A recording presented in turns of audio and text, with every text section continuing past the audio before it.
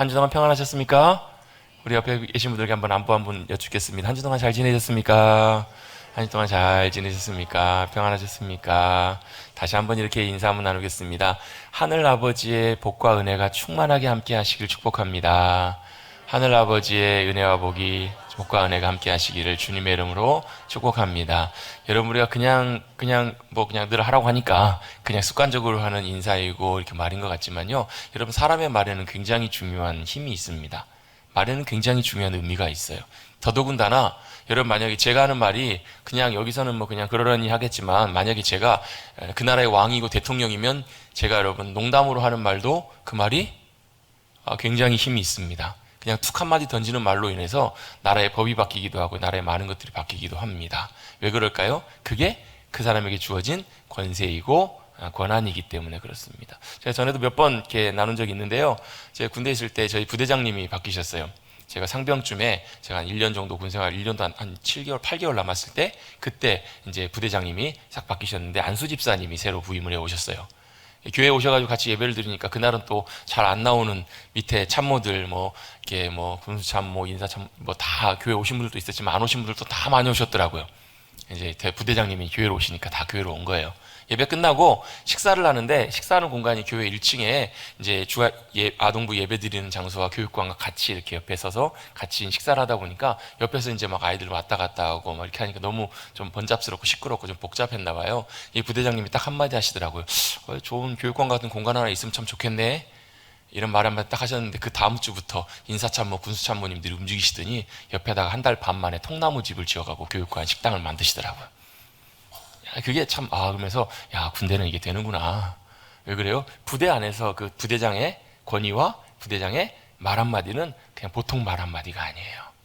여러분, 제가 아까 왜 저와 여러분의 말 한마디도 보통 말 한마디가 아니라고 말씀드렸냐면, 저와 여러분은 별 볼 일 없는 사람, 그냥 평범한 사람, 권력도 없고 아무것도 없는 사람인 것처럼 보이지만, 우리는 하나님의 백성으로 자녀로 이 땅에 살아가고 있는 존재이기 때문에 그래요. 이 땅에서 사실 우리는 이중국적자거든요. 이 땅에서 대한민국 국민으로 살아가면서 또한 동시에 여러분, 하나님 아버지께서 우리 아버지가 되시는 하늘 아버지의 백성과 자녀로 살아가고 있는, 이중국적으로 살아가고 있는 존재들이에요. 뭐가 진짜 신분일까요? 이 땅에서 살면 언젠가는 100세 되고 80세, 90세, 100세, 120세 되면 언젠가는 이 땅의 삶은 맞춰져요. 근데 그건 우리의 진짜의 영원한 신분이 아니라, 영원한 신분은 하늘 아버지의 자녀로 살아가는 것, 하나님 나라의 백성으로 살아가는 것, 그게 우리 진짜 신분이거든요. 한 목사님이 외국에 가셨대. 영국인가를 가셨는데 사모님하고 목사님하고 선교사님 부부하고 네 분이서 차를 타고 영국을 가는데, 완전 다 이국적이잖아요. 다 외국이니까. 또 말도 다 영어를 사용하고, 또 영국은 또 이제 왕정국가여가지고 왼쪽 동행을 하잖아요, 차가. 그러니까 다 반대예요. 저희 15인승도 삼성차긴 한데 이제 프랑스에서 만들어 온 차거든요. 그래서 유럽에서 만들어 온 차여가지고 이게 다 우리나라 거하고 반대예요, 반대. 그래서 우리나라는 보통 이렇게 눌러갖고 버튼이 불이 들어오면 이게 켜지는 거잖아요. 이게 누르면 이게 작동을 하고 안 하고 그러는데, 저거는 딱 눌러갖고 불이 켜지면 꺼진 거예요. 다 반대로 돼 있어요. 유럽하고 많이 반대더라고요. 그러니까 영국에 가봤더니 모든 게 다 반대인 거예요. 다 반대고 외국이고 낯설고 그러는데, 참 신기하고 재밌는 게 그 차 안에 타고 있는 네 사람은 다 한국 사람이더라는 거예요. 한국 사람들이고 다 무슨 말을 해요? 한국말을 해요. 무슨 얘기를 해요?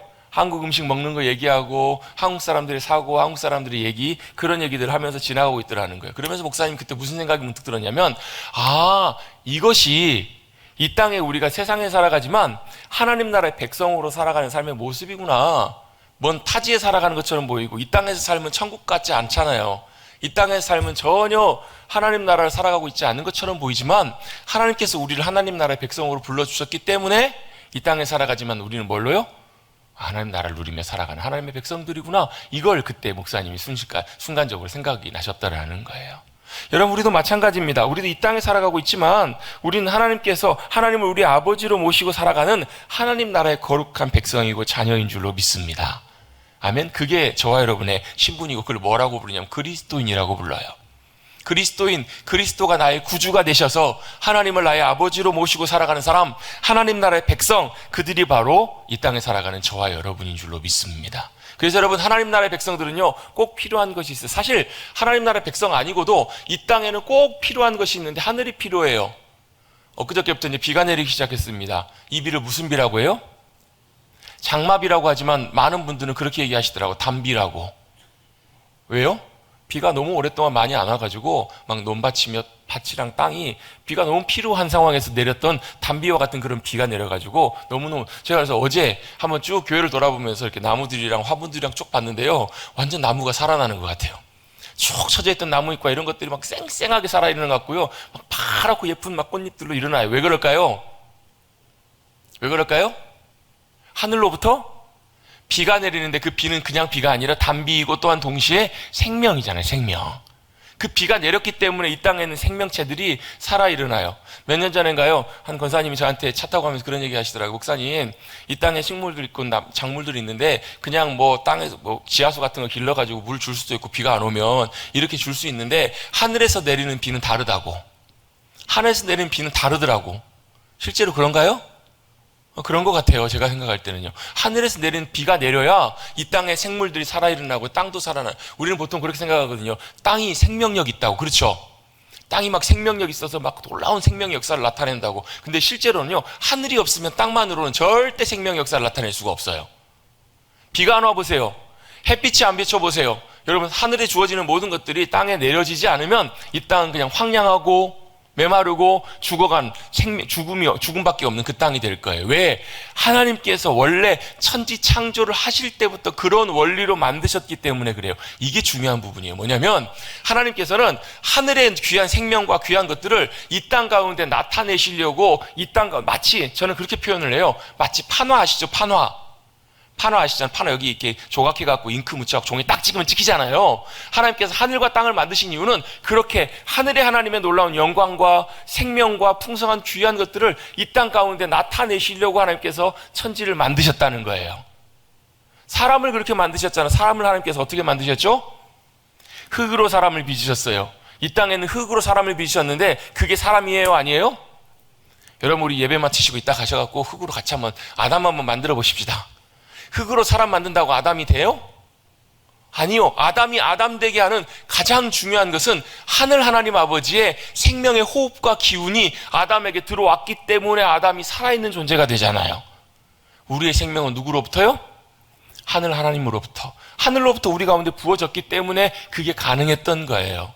그게 바로 하나님께 천지 만물을 만드신 하나님의 의도이고 계획이고 원래 영적인 원리가 그래요.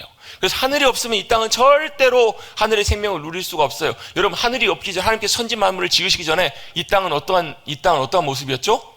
땅이 혼돈하고 공허하며 흑암이 깊음 위에 있었다고요. 그 말은 무슨 얘기냐면 혼돈의 질서, 무질서예요. 무질서. 아무런 질서도 없어요. 여러분, 질서가 없으면 아무 쓸모가 없습니다. 질서가 없고 여러분 규칙성이 없으면 아무 쓸모가 없다고요. 구슬이 서말이어도 끼어야 그게 가치가 있어요. 또 공허해요. 공허하다는 말은 아무것도 없단 말이에요. 텅 비었단 말이에요.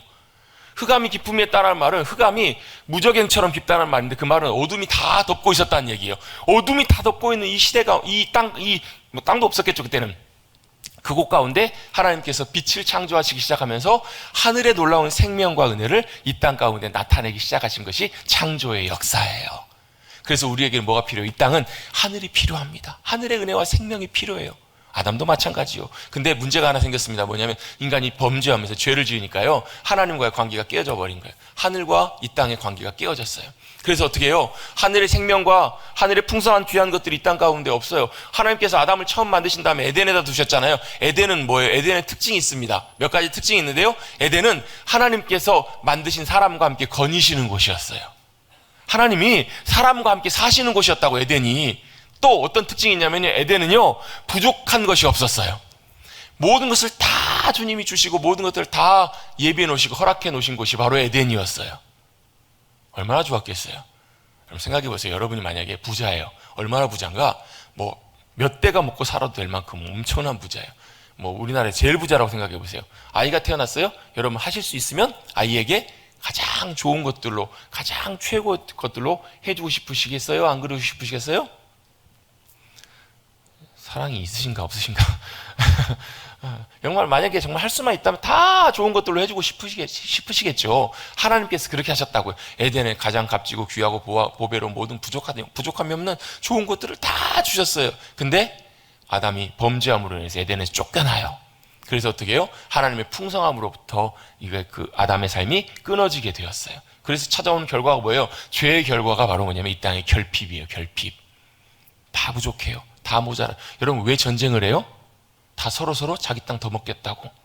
여러분 지금도 전쟁 곳곳에 전쟁이 일어나고 있지만 여러분 먹고 사는 문제, 또 부족함의 문제, 그걸 채우기 위해서 결국은 뺏기는 거예요. 여러분 우리 이 땅 살아가는 삶이 그렇잖아요. 여러분 결국 요만큼 주어져 있는 것 갖고 서로 뭐 하는 거예요? 서로 밥그릇 싸움하고 있는 거예요. 왜? 부족하니까. 또 여러분 건강이 부족하면요, 생명이 부족하면 건강이 아파요. 몸이 아파요. 왜요? 하나님의 생명이 우리로부터 거쳐졌기 때문에 그래요. 우리 육신의 생명도 마찬가지고요. 또 사랑이 부족해요.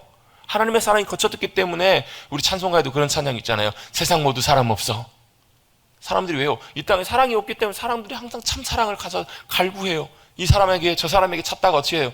여러분 6번이나 결혼했던 여러분 수가성 여인처럼 그렇게 여러분 사랑의 만족을 누리지 못하는 시대를 우리가 살아간다는 거예요.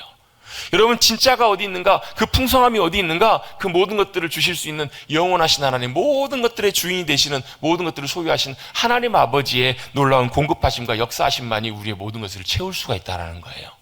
그런데 그것이 단절되었기 때문에 우리 인생 가운데 결핍이 찾아와요. 그래서 우리의 인생의 삶이 어때요? 창조 이전의 상태로 돌아간 것처럼 마치 어때요? 혼돈이 가득해요. 여러분 우리 살아가는 삶을 보시면 여러분 어떠세요? 정말 정신없잖아요.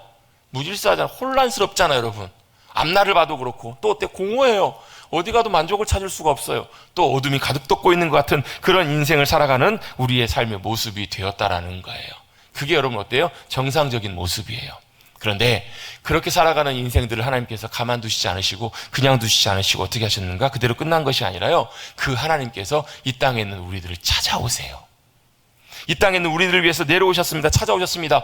홍수로 온 땅을 다 심판해 버리실 때 하나님께서는 노아를 찾아가세요. 노아를 부르세요. 노아를 통해서 구원의 방주를 만들게 하시고 거기서 그들의 생명을 구원하세요.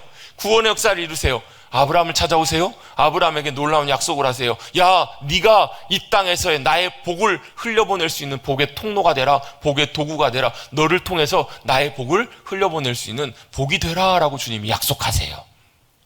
아멘. 그리고요, 야곱, 그 다음 세대가 보면 야곱이 어때요?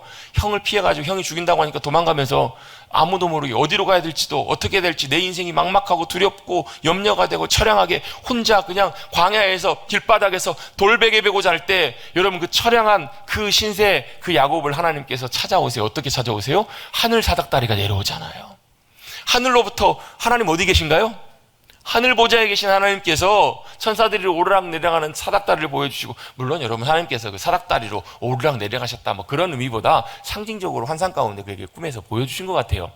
찾아오시면서 그 사건의 중요한 사건은 뭐냐면 사다리가 하늘과 땅을 연결시키는, 그래서 하늘 하나님께서 누구를요? 이 땅에 처량하게 잠자고 있는 야곱을 찾아오셔서 뭘 말씀하세요? 내가 너를 떠나지 아니하리라. 그리고 네가 다시 돌아올 때까지, 내가 이 약속을 이룰 때까지 내가 너를 떠나지 아니하고 그 일을 주님이 이루시겠다라고 약속해 주시잖아요. 이게 뭐예요? 하늘 하나님께서 우리를 찾아오신 사건이에요. 이스라엘 백성들을 찾아오십니다. 시내산을 찾아오시고요, 성막을 만들라고 하셔서 내가 그들 가운데 너희 가운데 함께하리라, 거하리라 이렇게 말씀해 주시잖아요. 여러분 이렇게 우리 가운데 주님이 찾아오신 사건, 이것이 바로 하늘이 우리 가운데 임하는 사건이에요. 하늘과 땅이 연결되는 놀라운 사건이에요. 하늘의 놀라운 생명과 풍성한 귀한 것들이 우리 이 땅 삶 가운데 임하는 사건이라는 거예요. 이것이 가장 완전하게 이루어질 때가 있었습니다. 이루어진 때가 있었어요. 언제요? 예수 그리스도께서 이 땅 가운데 오셔서 이 일을 이루신 거예요. 예수님 이 땅에 오셔서 행하신 일들이 뭔데요? 내가 곧 길이고 진리요 생명이다. 나로 말미암아야만 하나님 아버지께로 나갈 수 있는 길이 있다. 내가 양의 문이다. 예수님 뭐가 되신다고요? 길이 되시고 양의 문이 되신다고요. 길이라는 말은 뭐예요? 하나님 아버지께로 나갈 수 있는, 원래 하나님과 관계가 끊어져서 하늘의 생명과 은혜를 누릴 수 없게 되었는데 예수님을 통해서 나아갈 수 있는 길이 열린 거예요. 그리고 그 당시에 예루살렘에 양의 문이 있었다고 해요. 양의 문은 뭐냐면 양들이 드나드는 문이에요. 실제로 양이 들어가고 나가는 문. 양이 누구예요? 우리예요. 우리가 어디로 드나들어요?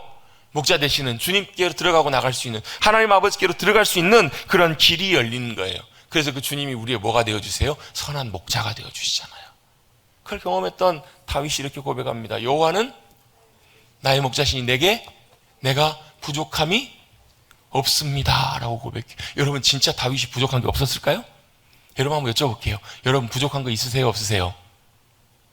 잘 얘기해 보세요. 혹시 제가 듣고 사드릴지. 근데 여러분 제가 사드려도 또 필요한 거 또 부족한 거 또 생겨요. 이게 부족하면 이게 채워지면 이게 부족하고요. 평생 저는 돈이 안 많아봐서 잘 모르겠지만 돈 많은 분들은 그거면 됐지 그거면 되겠지 싶은데 그게 아닌가 봐요. 돈 많은 분들은 더 마치 여러분 밑 빠진 독에 물 붓는 것처럼 부어도 채워지지가 않는 거예요. 그래서 여러분 우리 인생 가운데는 만족함을 누릴 수가 없어요. 저분은 진짜 괜찮은데 저분은 부족한 게 없겠다. 근데 실제로 물어보면 그게 그렇지가 않아요. 왜? 우리의 인생은 결핍을 누릴 수밖에 없는 깨진 물동이와 같기 때문에 그래요. 누구만요? 유일하게 우리의 만족함을 채워줄 수 있는 분, 그 주님이 우리의 목자가 되시고 우리 하나님이 되실 때 그게 가능한 거예요. 그래서 다윗은 그걸 경험하고 그렇게 고백해요. 그 주님 앞에 나가서 뭐 하라는 거예요? 예수님을 통해서 주님 앞에 하나님 앞에 나가 하늘의 능력과 권세를 다시 누리고 살아라. 사실 아담이 누렸던 권세와 놀라운 주님이 주신 복이 그거거든요. 아담은 뭐예요? 아담은 그 땅을 다스리는 권세를 주셨어요. 땅을 다스리라, 통치하라, 주관하라는 거예요. 그래서 그 대표적인 특징이 뭐냐면 이름을 짓게 하세요. 동물을 보면서 야, 넌 사자라고 해라, 넌 코끼리라고 해라, 이름을 짓게 하신 거예요. 이게 무슨 권리냐면 왕이 다스리는 권리예요. 여러분 그 나라에서 왕이 그거라면 그거예요. 여러분 제가요 이 컵을 갖고 이제 앞으로는 볼펜이라고 하겠습니다. 이름 하실래요 안 하실래요? 속으로 그러실 거예요. 너나 그래라. 목사님이나 그러세요. 그럴 거예요. 왜? 안 믿어요. 근데 제가 왕이 되면 좀 달라질 거예요.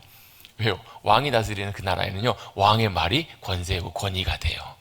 아담에게 하나님께서 이름 짓는 권세를 주셨다라는 말씀은 무슨 얘기냐면 그 나라 그 땅을 다스리는 권세를 주셨다는 거예요. 다스리고 통치하라. 네가 왕이다. 근데 어때요? 죄로 인해서 그 권세를 다 빼앗겨요. 근데 예수님이 다시 찾아서 그 권리를 우리에게 주시는 거예요. 하늘의 권세를, 하늘의 능력과 권세를 다시 누리고 살아라. 그래서 하늘의 은혜와 평강과 기쁨을, 풍성함을 누리고 살아라. 하나님의 나라를 누리고 살아가는 삶, 이게 바로 뭐냐면 믿음의 삶인 거예요. 원래 옛날에 에덴에서 누렸던 것처럼, 그리고 나중에 우리가 들어갈 때 주님 부르시면, 여러분 우리 주님 부르시면 아멘 하면서 주님 앞에 나가십시다. 주님 부르실 때 아멘 할렐루야 찬송하면서 나가십시다. 난 절대 안 갈래요. 그러지 마시고 진짜 주님이십니까? 이러지 마시고 주님이 부르시면 아멘 하고 이렇게 믿음으로 나가십시다. 그때 들어가서 누릴 그 땅, 그 영광, 그 기쁨을 이 땅에서도 맛보며 살아가라는 거예요. 이 땅에서도 누리며 살아가라는 거예요. 물론 완전하진 않지만 그 천국 하나님의 나라에 들어가면 완전하게 누리게 될 것을 주님께서는 이 땅에 누리며 살아갈 수 있도록 그런 권한과 권세와 능력과 은혜를 저와 여러분에게 주시는 줄로 믿습니다. 그게 뭐예요? 그게 하나님의 나라가 이 땅에 임하는 거예요. 여러분 하나님의 나라는 영토나 지역이 아닙니다. 여러분이 잘 아시는 것처럼 제자들이 도대체 예수님 하나님의 나라는 어디 있어요? 라고 묻잖아요. 어디 있어요? 저기 있다 그러시면 안 됩니다. 그분은 저하고 상담을 좀 예배 끝나고 하셔야 됩니다. 여기 있다 저기 있다 그럴 수 있는 것이 아니라고. 왜? 하나님의 나라는 어떤 지역이나 어떤 위치나 그런 게 아니라는 거예요. 예수님의 의도가 무슨 말씀이냐? 내 안에 있다라는 말씀이 그럼 내 마음도 장소인가 그런 의미가 아니라 어디 있다 이런 성질의 것이 아니라 하나님의 다스리심, 다른 말로 바꿔보면 좀 쉬운 말로 하나님의 개입하심이에요.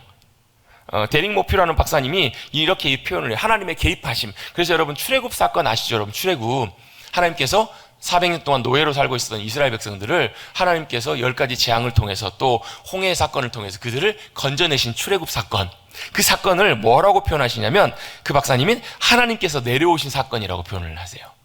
하나님이 어떻게 해요? 하늘 보좌에서 이 땅으로 내려오셔서 개입하신 거예요. 그래서 여러분 홍해를 건넌 다음에 홍해를 건너고 막 이스라엘은 건져내시고 애굽의 군대를 하나님께서 다 물로 덮어버리신 다음에 그 모세와 그 모세의 누이였던 미리암이 뭘 했어요? 이거하고 상관없는 말이지만 여러분 미리암의 그 신약 성경의 표현이 마리아입니다. 마리아가 히브리어로 말하면 미리암 같은 이제 이름이에요. 그냥 그렇다고요. 그냥 들으시고 여러분 모세와 미리암이 뭘 했냐면요, 하나님 앞에 찬송을 해요. 속옷치며 막 우리로 치면 막 북치고 장구치고 또 찬송하면서 하나님 앞에 찬양을 하는데, 뭐 말과 탄자를 바다에 던지셨습니다, 하나님 위대하십니다, 높으십니다, 이렇게 고백을 하는데, 그 고백 중에서 가장 중요한 고백이 바로 핵심이 바로 이것이다라고 얘기하는데, 그게 바로 뭐냐면 미리암이 출애굽기 15장 했던 고백 중에서 여호와께서는 영원 무궁하시도록 다스리시는도다, 이 고백이 나와요. 같이 한번 저를 따라 한번 해보실까요? 여호와께서 영원 무궁하도록 다스리십니다. 이게 제일 중요한 핵심이라고 그 박사님이 표현을 해요. 근데 맞는 말이거든요. 왜? 이 표현, 이 고백이 어디도 나오냐면 요한계시록에도 나와요. 요한계시록에 성도들이 천군과 천사와 함께 주님을 높이고 경배할 때, 천상에서 천국에서 예배할 때 그 고백을 고백하는 거예요. 주님이 영원토록 다스리십니다. 여러분, 이 땅의 왕은요, 자기 임기 동안 다스리고 말아요. 그 기간 동안에 자신의 권한이 있는 동안 그 기간 동안 다스리고 더 이상 이제 못해요. 오늘도 그 사도행전 본문을 읽다 보니까 오늘 그 벨릭스와 베스토라는 인물이 나오는데요. 그 베스토라는 그 총독이 참 그 당시에 참 인정받는, 참 잘했던 총독으로 이렇게 칭찬받는 총독이래요, 요세푸스에 의하면. 근데 안타깝게도 총독을 몇 년 했냐면 2년밖에 2년도 제대로 잘 못했어요. 왜 그랬을까요? 총독으로 임명받고 하다가 죽었어요. 여러분, 왕이 아무리 훌륭하고 대단해도요, 그럼 죽으면 어쩔 수 없이 그냥 더 이상 통치할 수가 없는 거예요. 물러나면 안 되는 거예요. 그런데 누구는요? 여호와 하나님은 영원토록 다스리시고 통치하시는 하나님이시라는 거예요. 왜요? 천지 만물을 지으시고 영원하신 하나님이시기 때문에 그렇잖아요. 영원하신 하나님이 영원토록 다스리십니다. 그래서 하나님의 나라를 이렇게 표현합니다. 하나님의 나라는 장소가 아니라 사건이다. 좀 어려운 말이지만 한번 저를 따라서 한번 고백해 보시겠습니다. 하나님의 나라는 장소가 아니라 사건이다. 여러분, 이 사건이라는 말이 무슨 말이냐면 이런 내용이에요. 즉, 인간의 문제에 대한 하나님의 개입과 돌파의 사건이라는 거예요. 이걸 좀 제가 좀 더 쉽게 표현을 해드릴게요. 풀어드릴게요. 우리의 인간의 일들 있잖아요. 하나님의 나라는 저 멀리 있는 하나님의 나라뿐만 아니라, 하늘에 있는 하나님의 나라뿐만 아니라 인간의 문제, 여러분이 살고 있는 여러분의 일상 가운데 여러분 문제들 생겨요, 안 생겨요? 여러분 지금도 고민하고 걱정하고 계시는 문제들 있으시죠? 제가 아마 다 풀어보면 아마 조사하면 다 나와요, 여러분. 다 있어요, 여러분. 없는 분들이 없어요. 문제가 다 있어요. 여러 가지 고민거리들, 걱정거리들, 문제가 있어요. 왜? 우리가 살아가는 그 문제의 현실 속에서 누가요? 하늘의 하나님께서 그 문제 가운데, 그 우리의 이 땅 가운데, 삶 가운데 개입하시는 거예요. 오신다고요. 임하셔서 어떻게 하신다고? 돌파하신다고요. 우리 가운데 개입하셔서 돌파하시는 사건이 바로 뭐냐면 하나님의 나라라고 설명하고 있어요. 조금 더 쉽게 설명해 보면 이렇게 설명할 수 있지 않을까 싶어요. 여러분, 간증하시죠? 간증이 뭐예요? 내 일상 속에서, 내 삶 속에서, 아니면 큰 어떤 어려움 가운데 하나님이 내 삶 속에 도우시고 역사하셔서 이렇게 일하셨던 것들을 경험하고 고백하는 거잖아요. 여러분의 삶 가운데 주님이 주신 은혜 가운데 이런 풍성한 간증들이 넘쳐나실 수 있게 되기를 주님의 여러분 축복합니다. 간증이라는 말은 좀 이제 우리가 조심해야 될 부분들도 있지만, 간증의 원래 참 좋은 의미는 하나님께서 내 삶을 통해서 이렇게 역사하셨습니다, 이렇게 역사하신 하나님은 신실하시고 위대하시고 전능하신 하나님이십니다라는 것을 고백하고 증거하는 거예요. 이게 간증이에요. 즉 우리의 삶 가운데 주님이 개입하시고 역사하시는 거예요. 그게 뭐라고? 하나님 나라라고요. 그렇게 역사하실 때 우리는 이렇게 고백할 수 있어요. 높은 산이 거친 들이 초막이나 궁궐이나 내 주 예수 거하시고 다스리시고 역사하시는 그곳이 그 어디나? 하늘나라. 이게 하나님의 나라예요. 사도 바울이 빌립보 감옥에 억울하게 갇혀 있는데 그곳에서 뭐예요? 주님의 이름을 부르고 찬양하고 기도했더니 거기에 뭐가요? 주님이 개입하세요. 역사하세요. 그래서 갇혀 있었던, 묶고 있었던 착고가 풀어지고 문이 열려지고, 이게 뭐라고? 이게 하나님 나라라고요. 여러분, 여러분의 삶의 자리가, 여러분의 가정이, 또 여러분이 고민하고 걱정하고 염려하고 힘들어하는 그 자리가 주님이 개입하시고 역사하셔서 돌파하셔서 해결하셔서 하나님의 나라로, 주님의 나라가 임하는 하나님의 나라로 변화되는 그런 놀라운 역사를 경험하시는 우리 사랑하는 성도님들 되시기를 주님의 이름으로 축복합니다. 별로 관심이 없으신가 봐요.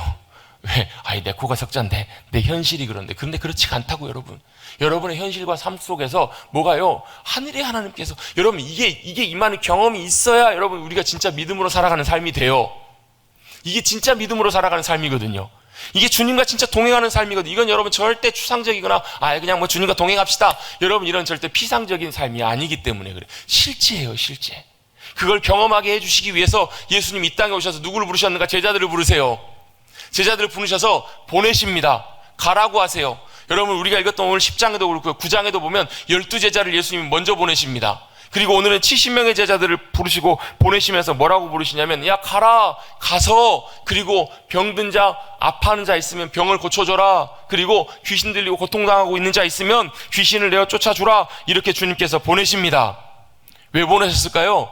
병 고치는 기적을 경험하고 귀신이 나가는 막 놀라운 역사를 경험하라고요? 예, 그것도 있지만 주님께서 의도하신 바는 뭐냐면, 너희 가운데 임하시는 하나님의 나라를 경험해 보라는 거예요. 그 은혜를 경험해보고 감격 가운데 그 은혜를 맛보아 보아라는 거예요. 그게 바로 하나님의 나라이기 때문에 예수님께서 그들을 세상으로 보내실 때 주님의 권세로, 하나님의 나라의 권세로, 예수 그리스도의 이름의 권세로 나아가도록 주님께서 보내시는 거예요. 돌아왔더니 어때요? 그들이 깜짝 놀라면서 돌아와요. 아니, 예수님, 우리가요 예수님의 이름으로 귀신을 내어 쫓았더니, 명령했더니 귀신들이 나가던데요. 귀신들이 내쫓아 나가던데요. 그 권세를 누구에게 주셨어요? 예수님께서 제자들에게 주신 거예요. 우리 지난 시간, 그 전 시간에 제가 이 예수님의 이름의 권세에 대해서 함께 나눈 적이 있어요. 예수님 권세, 내 권세. 이 권세로 제자들이 나갔던 거예요. 왜요? 제자들도 저와 여러분처럼 똑같이 평범한 사람들이었어요. 제자들 별 볼 일 없는 사람도 되게 많았어요. 물론 마태 같은 경우에는 세리였기 때문에, 세리는 그 당시에 헬라어도 하고 여러 가지 말들도 많이 하고, 또 나름 이런 요즘으로 치면 어떻게 보면 약간 세무사 같은 그런 사람들이었기 때문에 나름 지식도 있고 좀 똑똑했을 수도 있어요. 그런 제자들도 있었지만, 그냥 별 볼 일 없고 평범한, 어찌 보면 평균 이하의 삶을 살아가는 그런 제자들도 많이 있었다고요. 그냥 세상에는 별 볼 일 없는, 그래서 여러분, 우리와 똑같이 삶의 무게를 견디고 힘든 삶의 모든 것들을 감당해야 되는 그런 평범한 삶을 살아가고 있었던 사람들이었다고요. 누가의? 제자들이요. 예수님의 제자들도 별 볼 일 없는, 그래서 어찌 보면 우리보다 더 험난한 인생을 살아가고 있었던 사람들이었었어요. 그런데 그들을 누가요? 하나님의 아들이신 예수님이 그들 가운데 오세요. 그리고 그들 가운데 함께 하시면서 그들을 보내십니다. 어떻게 해요? 하늘의 권세로, 예수님의 이름의 권세로 함께 해주면서 나아가라고 하셨더니 병자가 났고요, 귀신들이 내어 쫓기는, 항복하는 역사가 일어나요. 17절입니다. 같이 다시 한번 읽어보겠습니다. 17절 시작. 70인이 기뻐하며 돌아와 이르되,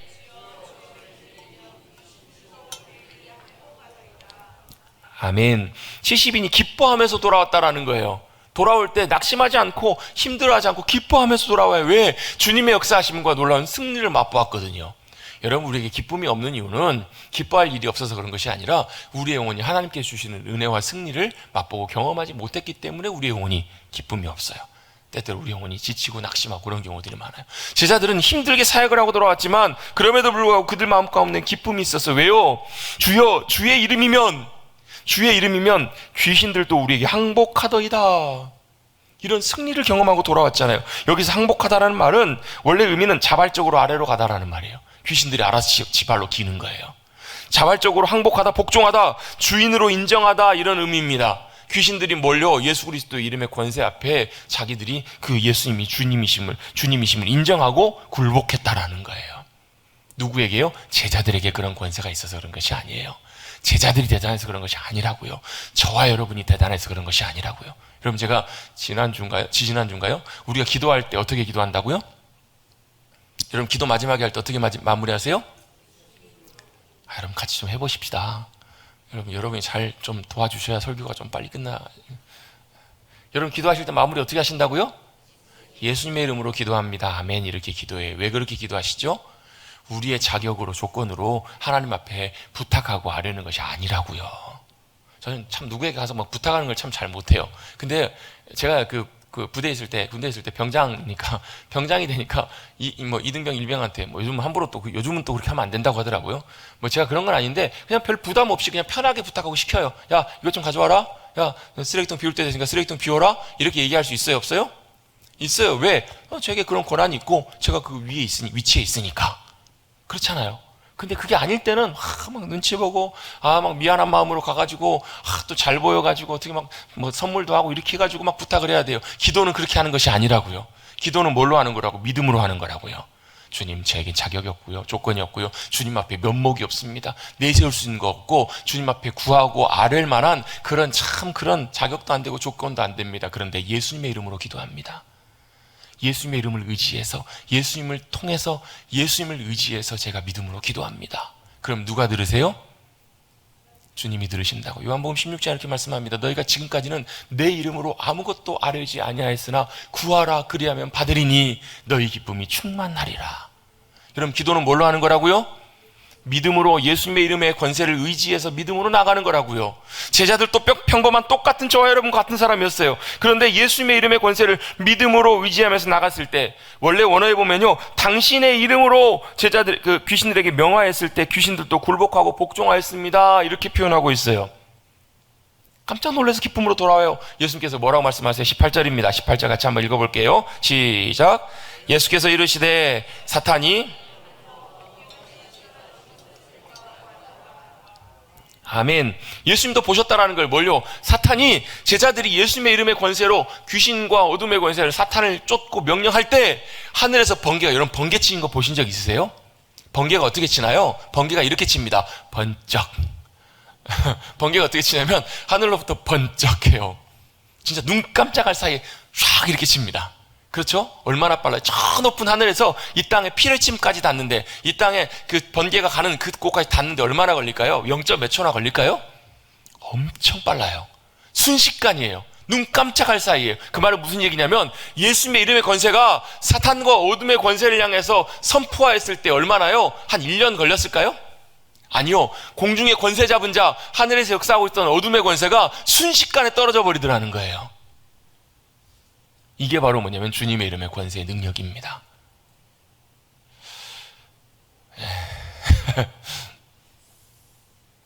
이게 저와 여러분의 얘기로 여러분 와닿으셨으면 좋겠어요. 왜요? 저와 여러분이 대단해서 그런 것이 아니라, 우리가 기도할 때도 예수님의 이름으로 기도하는 것처럼 우리가 예수님의 이름의 권세로 사단과 어둠의 권세와 죄악과 귀신들을 향해서 내쫓으면 어떻게 해요? 번개가 하늘에서 번쩍 떨어지는 것처럼 그렇게 떨어진다고요. 그걸 그들이 경험했던 것이고, 예수님께서는 그걸 보고 계셨어요. 그러면서 그 권세에 대해서 다시 한번 좀 더 자세하게 설명하십니다. 너희 가운데 역사했던 그 권세가 어떤 권세인지 아느냐? 그게 19절입니다. 19절 말씀도 같이 한번 한 목소리로 읽어봅니다. 시작. 내가 너희에게 뱀과 전갈을 밟으며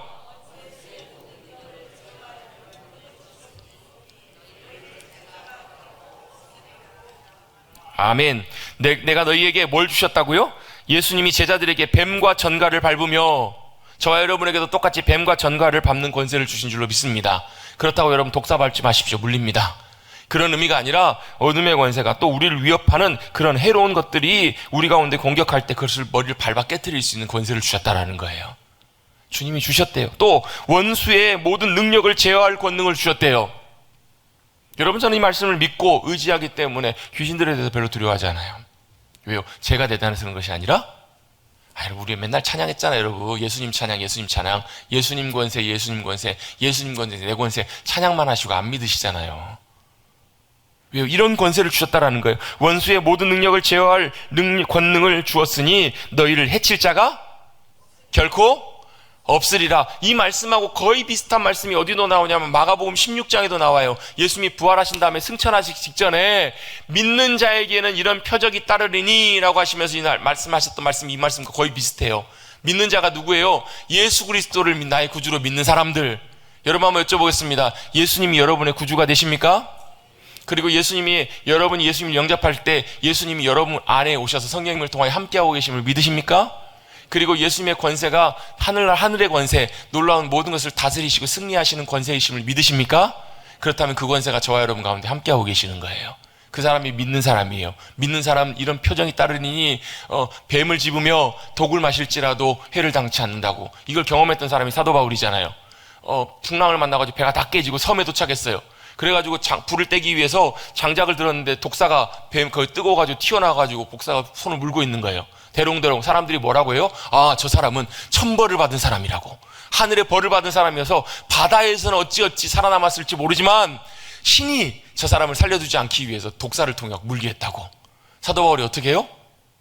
오 이렇게 하지 않고 어떻게 해요? 톡톡 털어버려요. 그냥 불에다가. 뱀이 그냥 불에 털어져서 죽었겠죠. 사람들이 가만히 보고 있어. 언제 쓰러지나? 언제 죽나? 죽어요? 안 죽어요? 안 쓰러지는 거예요. 이제 사람들이 깜짝 놀라면서 이제는 뭐라는 거예요? 저 사람은 신이다 라고 얘기할 만큼 뭐예요? 이 말씀이 그대로 작용하는 거예요. 뱀을 집으며, 그렇다고 여러분 함부로 짓지 마십시오. 119에 신고하십시오. 뭐라는 거예요? 주님의 복음을 위해서 우리가 주님의 놀라운 권세와 능력을 가지고 나갈 때 이런 일들을 당할 때에도 주님이 어떻게 하신다고요? 지키게 하시고 이기신다고요.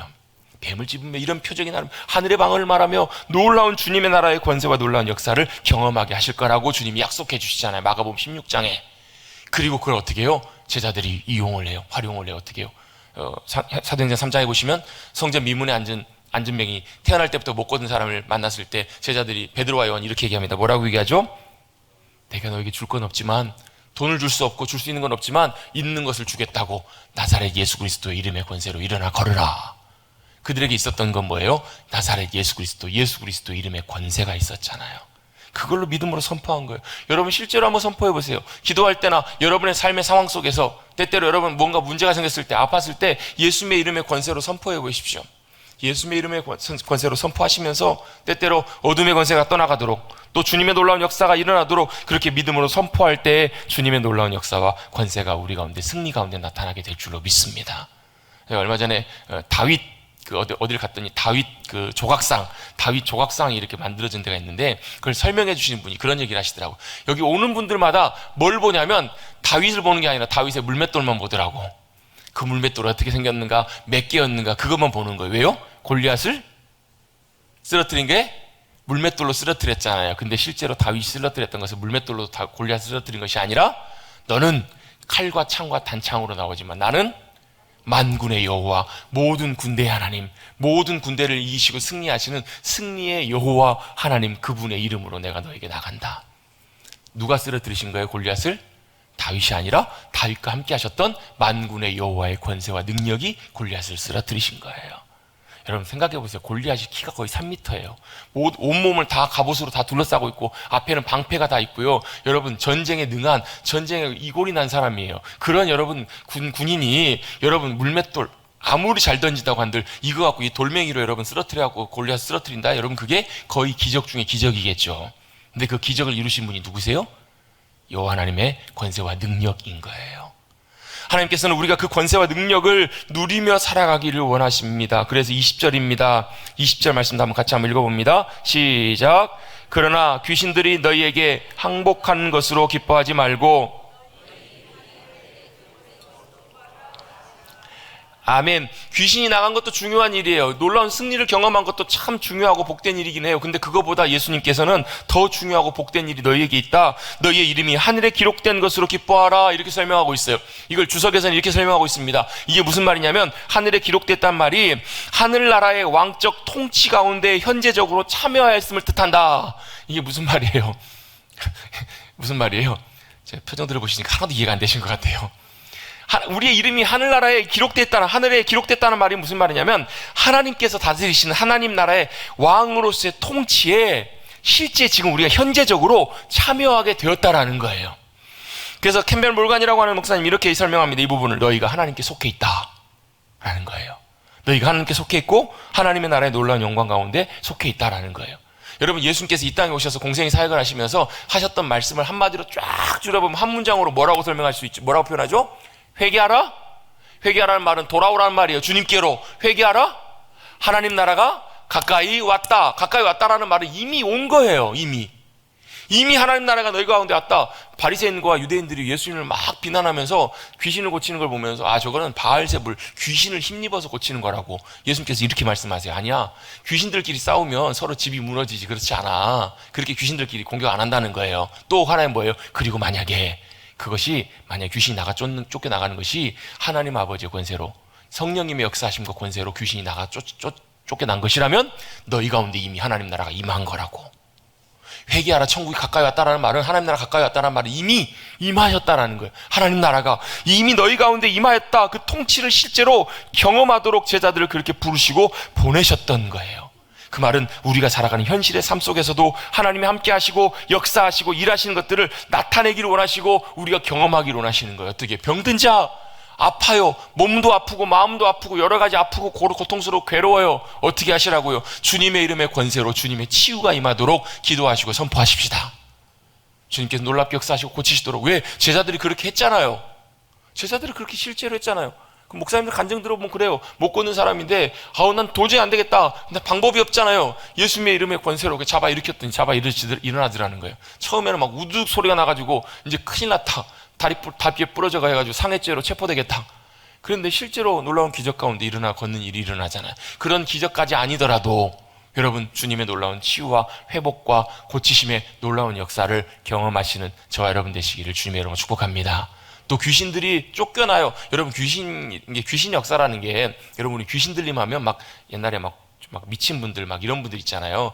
막 광년 막 이런 분들 막 귀신 들림으로 생각하기 쉬운데요. 귀신의 역사가 굉장히 폭이 넓어요. 그렇게 역사하는 경우도 있는데요. 교묘하게 아닌 것처럼 역사하는 경우도 되게 많아요. 그 대표적인 것 중에 하나가 뭐냐면 중독이에요. 중독은 내 뜻대로 돼요? 안 돼요? 잘 안 돼요. 거기에 매여 있는 거예요. 귀신이 그렇게 역사하는 경우도 참 많아요. 뭐에 매여요? 그렇게 생각하다 보면 놓고 보면 저와 여러분 매여 있는 것들이 굉장히 많아요. 예를 들면 염려거리가 있어요. 염려가 나를 붙들어 매요. 걱정거리가 있고 아픔거리가 있으면 그것이 나를 붙들어 맨다고요. 우린 태어나서 죽는 순간까지 여기저기서 많이 얽혀서 살아가요. 매여서 살아가요. 근데 주님이 뭐가요? 예수님의 이름의 권세로 그걸 선포하고 꾸짖으라는 거예요. 나를 붙잡고 있는 어둠의 권세들아, 나를 메고 있는 모든 것들아 떠나가라.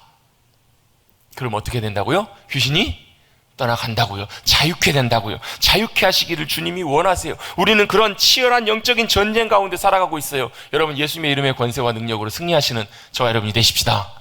아멘. 그게 주님께서 저와 여러분 부르신 그리스도인으로 살아가는 삶의 부르심이고 삶의 모습들이에요. 제가 여쭤보면요, 많은 분들이 그래요. 여러분 세상에서 승리하고 사십니까? 아무도 하면 일부 예배 때도 아무도. 그러면 대부분 뭐예요? 세상에서 다 지고 살아간다고, 실패하고 살아간다고. 근데요, 그게 그렇지가 않아요. 우리는 그래요. 근데요, 우리가 뭘 의지하면서요? 예수 그리스도의 이름의 능력과 권세를 의지하며 살아가기 시작하면 내가 아니라 그 이름의 권세와 능력이 역사한다라는 거예요. 나타나요. 우리를 고치고 새롭게 하시고 병이 낫고 귀신이 나간 것보다 더 귀하게 우리가 어때요? 하나님께 속해 있음을 더 알고 경험하게 해주신다라는 거예요. 여러분 주님은 저와 여러분이 그런 권세로 살아가기를 원하세요. 여러분 그런 권세로 살아가십시다. 주님의 이름의 권세와 능력을 의지해서 우리가 잘해서가 아니라 여러분 제자들 평범해요. 아무것도 아니에요. 그런데 그 이름의 권세를 의지해서 믿음으로 순종하며 나갈 때 놀라운 승리와 역사를 경험했던 것처럼 우리도 그렇게 살아가시는 저와 여러분 되시기를 간절히 바랍니다. 말씀을 마무리합니다. 그럼 어떻게 살아갈 거냐는 거예요. 어떻게 그렇게 살아갈 것인가? 다 아는 말씀이지만 짧게 3가지로만 말씀드립니다. 첫 번째, 믿고 인정하고 고백하셔야 합니다. 같이 한번 고백하겠습니다. 믿는 것, 인정하는 것, 고백하는 것. 뭘요?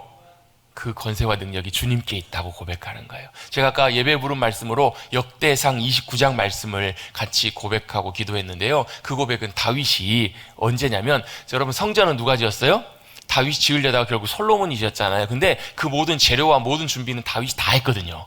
그걸 성도들과 함께 기쁜 마음으로 봉헌하고 준비하고 나서 하나님 앞에 기도하면서 했던 고백이 바로 그 고백이에요. 무슨 고백이냐면, 주님, 이스라엘 하나님 여호와여, 주는 영원부터 영원까지 송축을 받으시기 합당하십니다. 찬송 받으실 분이십니다. 그러면서 이렇게 고백합니다. 여호와여, 위대하심과 권능과 영광과 승리와 위엄이 다 주께 속하였사오니. 뭐라고요? 너무 많이 나오죠. 뭐예요? 위대하심과 권능과 영광과 승리와 위엄이 다 누구에게요? 주님께 속해 있다고요. 하나님의 것이라고요. 천지에 있는 모든 것이 다 주님의 것입니다. 여호와여, 주권도 주께 속하였사오니 주는 높으사 만물의 머리가 되시고 다스리십니다. 부와 귀가 주께로부터 말미암고 또 주는 모든 만물의 주제가 되사 손에 권세와 능력이 있사오니 모든 사람을 크게 하심과 강하게 하심이 주의 손에 있나이다. 여러분, 이 다윗이 이렇게 고백하고 인정하고 있는 거예요. 저와 여러분도 그렇게 고백하고 인정하십시다. 나중에 집에 가셔서 한번 찾아보세요. 역대상 29장 말씀을 찾아보시면서 모든 권세와 주권이 주님께 있고 승리도 누구에게 있다고요? 주께 있다고. 왜? 승리는 내 것일세. 왜요? 그 승리가 내 승리가 아니라 주님의 승리이기 때문에. 우리를 부욕해 하심도, 우리를 존귀하게 하심도 주님으로 인하여, 또 모든 사람을 크게 하심도 강하게 하심도 주님의 손에 있다라고 다윗은 고백하고 있어요. 여러분, 우리도 그렇게 인정하고 고백하십시다. 그게 믿음이에요. 믿음은 고백하는 거예요. 저를 따라 같이 한번 고백해 오시겠습니다. 주님이 승리하십니다. 주님이 통치하십니다. 여러분, 이것이 바로 우리의 믿음의 고백이고 우리가 믿음으로 붙들고 나아가야 돼요. 여러분, 만약에 제자들이 가라고 하는 예수님의 부르심 가운데, 말씀 가운데 순종하지 않고 안 갔으면 어떻게 됐을까요? 안 갔으면 아무 역사도 경험하지 못했을 거예요. 가라고 했을 때 갔어요. 선포하라고 했을 때 선포했어요. 그랬더니 그대로 됐어요. 여러분, 믿음은 주님이 주님이심을 믿고 주님의 권세와 능력을 의지해서 믿음으로 선포하는 것입니다. 의지하는 것입니다. 어떤 교회, 제가 지난주에 책을 읽는데 어떤 교회 집사님이 그 비행기를 운항하시는 그 기장이세요. 기장. 큰 400명이 넘는 737을 운행하시는, 747인가를 운행하시는 기장님인데, 그분이 어떤 목사님 설교를 듣고 나서 그 목사님 그렇게 설교를 하셨나 봐요. 출애굽 사건은, 출애굽에 놀라운 기적과 역사하심들은 하나님께서 하늘과 땅도 다 주관하실 수 있는 유일하신 하나님이심을 나타내 보이시기 위해서, 일깨워 주시기 위해서 하신 주님의 역사하심이었다고. 그 말씀을 듣고 그렇구나 라는 걸 그때 깨닫고 이제 운행을 나가셨는데 엄청난 폭풍이 불어온 거예요. 도저히 착륙하기는 감당할 수 없는. 그래서 비행기 공항이 폐쇄가 됐다가 어째 우여곡절 끝에 이제 공항이 딱 열린 첫 번째로 내려야 되는. 근데 보통 어느 정도 속도면 자동 항법 장치로 내리는데 바람이 너무 쓸 때는 수동으로 다 이걸 내려야 된다는 거예요. 누구에게 달려 있는 거예요? 기장에게 달려있는 거예요. 얼마나 긴장이 되든지. 그분도 경력이 많은 분이었나 봐요. 기장이 되는지 온몸이 막 나중에는 굳어서 아플 만큼. 근데 그때 무슨 말씀이 생각나요? 그 말씀이 생각나더라는 거예요.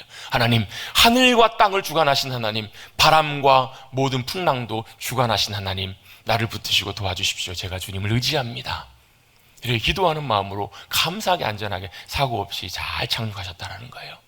그리고 나서 그 고백을 정말로 하늘과 땅을 주관하신 하나님이시구나. 그리고 이제 운항하고 돌아와서 그 다음날 영상으로 새벽에 예배를 드리는데, 그 다음 목사님 말씀이 뭐였냐면 창세기 15장 말씀이에요. 두려워 말라, 내가 너의 방패이고 지극히 큰 상급이다.